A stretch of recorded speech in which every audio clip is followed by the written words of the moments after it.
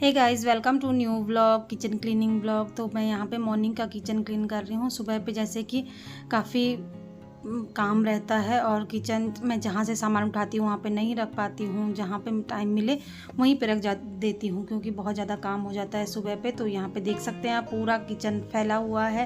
पहले मैं जो समेटने वाला काम था वो कर लूँगी, जैसे कि किचन का टॉवल वगैरह जो खुले पड़े हैं पहले उनको फोल्ड करके रख दूँगी। यहाँ पे मैंने दाल का डब्बा भी खाली हो गया था तो उसको भरा। तो खिड़की में मैं जितना भी सामान रखा हुआ है सबको निकाल दूँगी मैं पहले। और यहाँ पे गैस वगैरह एकदम साफ़ करने के लिए मैं तैयार कर रही हूँ, मतलब सारा सामान मैंने वहाँ से हटा दिया है। तो यहाँ पे सबसे पहले मैं किचन में से खिड़की को पोंछ लूँगी। तो ये मेरा क्लीनिंग वाला कपड़ा है।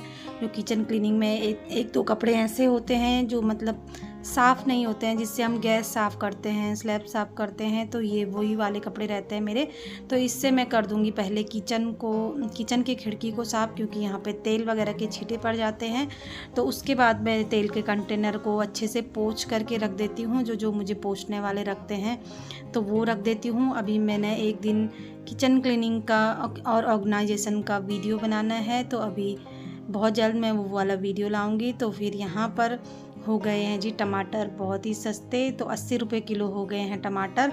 तो मैंने ला रखा है फ्रिज क्लीन करने के लिए। तो फ्रिज को मैं पूरा, हमारा किचन से बाहर रहता है फ्रिज गैलरी में, तो मैं फ्रिज लेके आई हूँ। डीप फ्रॉस्ट करने को रखा था मैंने 2 दिन से, तो बर्फ़ वगैरह बहुत जम गई थी मानसून में। तो यहाँ पर से मैंने फ्रिज का सारा सामान निकाल दिया था। वैसे ज़्यादातर सब्जियाँ हम रखते नहीं आजकल, और सब्जी जितनी लाए उसको उतना ही यूज करते हैं, मतलब डेली तो सब्जी आती ही है। तो यहाँ पे लाई थी मैं 1 किलो टमाटर, क्योंकि टमाटर हो गए हैं बहुत सस्ते, 60 रुपये किलो हो गए हैं आज। ये तो 100 रुपये किलो वाले थे। तो टोकरी में निकाल के रख दूँगी। और यहाँ पे जो मुझे जो सब्ज़ी ख़राब हो गई है तो उसको फेंक दूँगी। नींबू और अंगूर हैं ये, इसकी चटनी बनानी है। तो हरी मिर्च को अलग करके, नींबू के साथ नहीं रखती हूँ मैं, तो सब्जियों को सारा अलग करके रख दूँगी। और जो सब्ज़ी ख़राब हो गई है, जैसे करेला फ्रिज में नहीं पड़ा था तो करेला पीला हो गया, तो उन सामान को मैं फेंक दूँगी। और हाथ में यहाँ पे सुखाने के लिए रख दूँगी फ्रिज में। अभी मैं डीफ्रॉस्ट करने लगा रखा है, तो फिर मैं किचन साफ़ कर रही हूँ, तो इससे पहले मैं इनको रख देती हूँ फ्रिज में।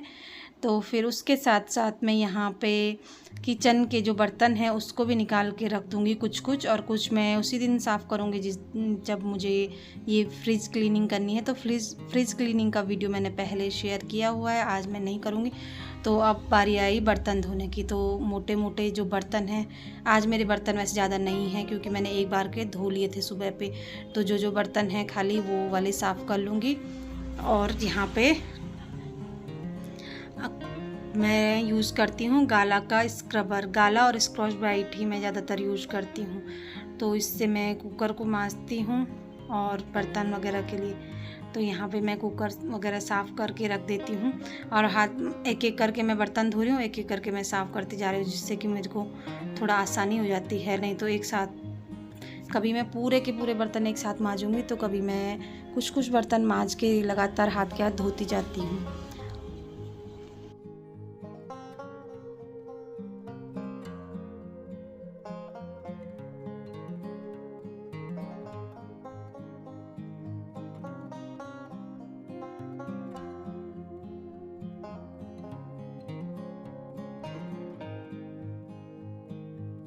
जो कुकर की जो साइड में जो होल सा रहता है, तो उसमें चाहे कितना भी साफ़ कर लो, पता नहीं कहाँ से फंस जाता है कुछ ना कुछ, और फिर वो बहुत ही गंदा दिखता है। तो मैं यहाँ पे करती हूँ उसको ब्रश या फिर सीख से साफ़। तो धीरे धीरे वो और काला होता जाता है, पता नहीं क्यों। मैं साफ़ करती हूँ फिर भी वो ऐसे दिखता है। तो यहाँ पे मैं धो दूँगी सारे बड़े छोटे सारे बर्तन।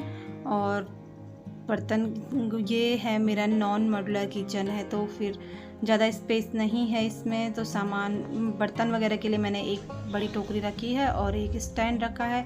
कप और प्लेट के लिए दूसरा स्टैंड है। तो वहाँ पर मैं सारे बर्तन रखती हूँ। और यूज़ में ये अब यूज़ करते करते बहुत ही ज़्यादा बर्तन हो जाते हैं। तो यहाँ पे मैंने धो दिया है गैस के बर्नर। और ये रही छोटी सी टोकरी जिसमें मैं सब्ज़ी वगैरह जब छिलती हूँ, आलू प्याज जो सब्ज़ी का कूड़ा होता है तो मैं ज़्यादातर इसी में करती हूँ यूज। और ये रही जी हमारी लोहे की कढ़ाई, तो मैं ज़्यादातर इसमें ही सब्ज़ी बनाती हूँ। और ये जैसे जंग वगैरह लग गया तो आप कर सकते हैं इसको नींबू से साफ़। तो जैसे डेली यूज़ कर रहे हैं तो उतना ज़्यादा ज़रूरत नहीं होता है। तो जो स्क्रॉच ब्राइट वाला ग्रीन वाला होता है उससे ये अच्छे से क्लीन हो जाता है और रगड़ करके ये साफ़ हो जाता है। तो देख सकते हैं आप, ये हो गया है अच्छे से हमारी कढ़ाई क्लीन। तो यहाँ पे धुल चुके हैं मेरे सारे बर्तन और अब मैं धो रही हूँ फ्रिज के कुछ, जैसे ये बास्केट हो गई और ये है फ्रिज का जो जिसमें आइस रहती है, वो वाला दरवाज़ा डोर जो होता है वो टूट गया था तो ये बाहर अलग हो जाता है, तो मैं इसको भी साफ़ कर लेती हूँ। और अगर साफ़ ना करो तो ये थोड़ा काला काला सा हो जाता है फ्रिज के अंदर। और ये रहा बास्केट, तो आजकल सब्ज़ी मैंने रखी नहीं है इसमें, तो इसको भी मैं साफ़ करके सुखाने के लिए रख दूँगी। तो अब आई किचन की बारी। तो जितने भी विम बार, डिशवॉशर वगैरह हैं, हैंड वॉश, सारे मैं अलग कर देती हूँ। और अब आई है गैस की बारी। तो गैस को भी मैं स्क्रबर से मांजती हूँ, चाहे वो कांच का हो चाहे वो स्टील का हो, पर मुझे मांजना ही पसंद है। मैं अच्छे से मांज लेती हूँ यहाँ पे। और फिर कपड़े से 2-3 बार कपड़ा निचोड़ करके पानी से धो करके उससे गैस साफ़ करती हूँ। इससे गैस काफ़ी अच्छा चमक जाता है। और दिन में लगभग 3 बार खाना बनता है तो 3 बार गैस साफ़ होता ही है। रात को भी पूरा क्लीन करते हैं। दिन में ज़्यादातर लंच के बाद उतना ज़्यादा गंदा नहीं होता है क्योंकि सुबह पे साफ़ किया है। और अब इसी के बाद मैं तुरंत दाल बना देती हूँ, या तो फिर मैं मतलब दाल भी उबाल देती हूँ साथ के। और गैस में जितने छींटे वगैरह होते हैं उसके बाद मैं सुबह की क्लीनिंग करती हूँ, मतलब सुबह पे जल्दी उबाल देती हूँ दाल को। तो 2-3 बार कपड़े को अच्छे से पानी से निचोड़ करके मैं यहाँ पे गैस को साफ़ करूँगी। तो और उसके बाद मैं इसको करूँगी एक सूखे कपड़े से, जो सॉफ्ट कॉटन होता है उससे साफ़ करूँगी मैं इसको, तो इससे अच्छा से साफ़ हो जाएगा। और अब आई यहाँ पे गैस के कपड़े को साफ़ करने। तो ये जो विम बार होता है तो इसी को इसमें लगा करके अच्छे से घिस करके इसको पानी से धो करके खूब निचोड़ करके धूप में रख दो तो ये अच्छे से क्लीन हो जाता है। और जब ज़्यादा गंदा रहता है तो उस दिन मैं उसको गर्म पानी में डाल करके वॉशिंग पाउडर में धोती हूँ। तो अब आई जी सिंक की बारी। तो सिंक को मैं ज़्यादातर हम 2 दिन में या 3 दिन में इस रेड वाले हार्पिक से साफ़ करती हूँ। इससे बहुत ही अच्छा क्लीन हो जाता है। और डेली बेसिस पे तो ऐसे ही स्क्रबर से रगड़ लो तो उससे भी साफ़ हो जाता है। तो यहाँ पे नल वगैरह जो टाइल्स हैं सामने की तो उस पर भी डाल दूँगी मैं। तो यहाँ पे ब्रश है ये सिंक एरिया क्लीन करने का और टाइल्स वगैरह क्लीन करने का, तो इससे रगड़ते हैं तो अच्छे से हमारा सिंक साफ़ हो जाता है। तो यहाँ पे देखिए इससे जो रेड वाला हार्पिक है तो इससे काफ़ी अच्छे से साफ़ हो जाता है। तो साफ़ करने के बाद मैं यहाँ पे अच्छे से पानी से वॉश कर लूँगी। तो गाइस जब तक मेरे सिंक की सफाई हो रही है तब तक आप वीडियो को लाइक कर दीजिए, चैनल पे नए आए हैं तो सब्सक्राइब कर दीजिए। और यहाँ देहरादून के पानी में चूना बहुत ज़्यादा होता है, तो फिर नल हो चाहे बर्तन हो सब जगह पे चूना ज़रा सा भी पानी अटक जाए तो फिर चूना बहुत ज़्यादा जम जाता है। तो ये रखी है मैंने यहाँ पे किचन में छोटी सी बाल्टी, इसमें मैं सब्जियाँ वगैरह भी धोती हूँ। और इस तरीके से हम यहाँ पे टाइल्स वगैरह को पानी से साफ़ कर देते हैं तो फिर अच्छे से साफ़ हो जाता है। तो ये जो मोटे मोटे जो बहुत पुराने दाग होते हैं चूने के जो अच्छे से जम गए हैं वो अच्छे से साफ़ नहीं हो पाते हैं, लेकिन जो डेली बेसिस के होते हैं वो अच्छे से क्लीन हो जाता है हमारा सिंक एरिया। तो यहाँ पे देखिए पानी काफ़ी